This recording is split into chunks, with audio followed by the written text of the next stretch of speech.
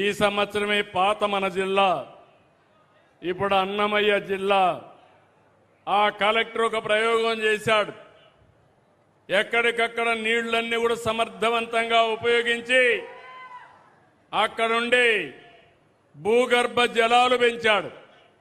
చెరువుల్లో నీళ్లు నింపాడు. 8.5 మీటర్లకు భూగర్భ జలాలు పెరిగాయి. నేను ఎప్పుడూ చెప్తున్నాను, భూమిని ఒక జలాశయంగా చేసుకుంటే నీటి ఎద్దడి ఉండదని.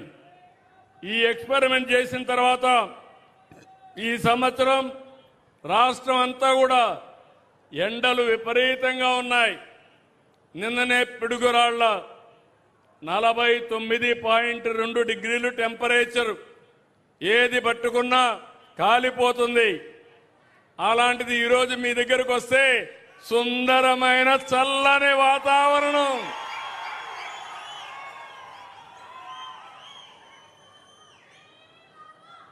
అదే మదనపల్లిలో అక్కడ 49.2 ఉంటే నిన్ననే చూస్తే 40 డిగ్రీల టెంపరేచర్ మదనపల్లి అన్నమయ్య జిల్లాలో.